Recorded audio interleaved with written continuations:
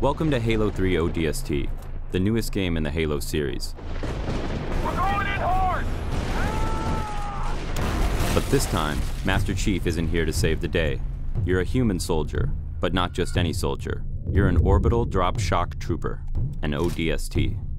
ODSTs drop behind enemy lines, from miles above the surface of a planet.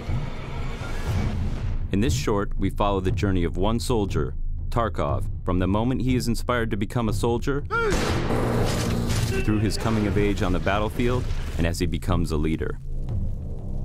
Our story begins with a military funeral. Bungie, Halo's developer, collaborated with the Academy Award-winning costume designer from Saving Private Ryan and Band of Brothers to design a Halo-style Honor Guard uniform, complete with special insignias and rank displays. Legacy.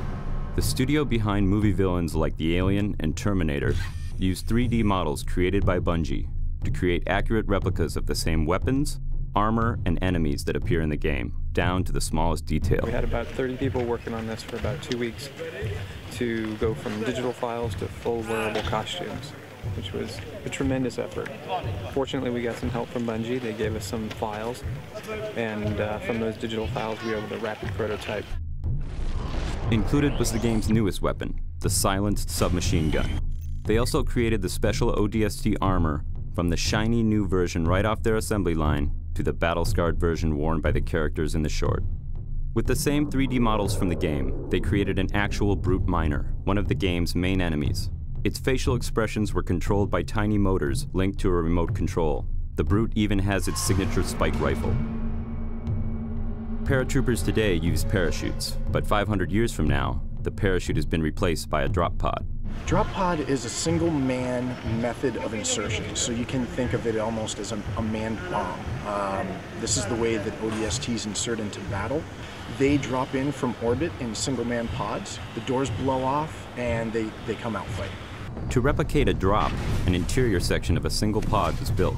Then the visual effects artists at Asylum created a dizzying freefall view and comped in view screens to show other ODSTs and the pod's various gauges and controls. But some of the biggest stars of the film were the various locations. The battle scene was shot at the bottom of a strip mining coal operation.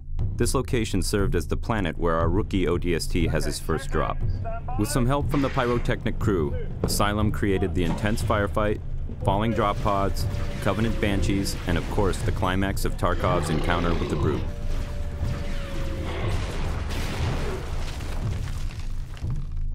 For the funeral, a military cemetery was created inside the cooling tower of an active nuclear power plant. Just outside the tower, a mud pit, an obstacle wall, and a razor wire course were created to simulate ODST training. Our drill instructors, actual Hungarian Special Forces soldiers, fired blanks as the recruits crawled through the razor wire. Finally, the shoot moved to an abandoned Soviet aluminum refinery. This is the location of the final Battle Cross memorial scene. Tarkov, now older, pays his last respects to a fallen squad mate, then leads his young soldiers into battle once again.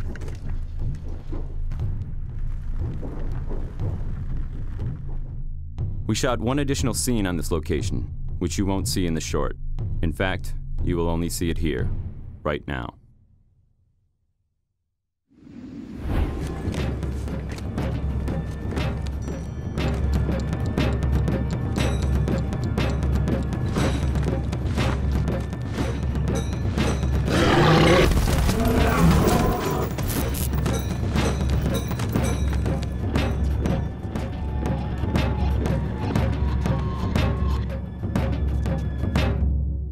The ODST. Join them and drop into hell. We're going in hard! Feet first.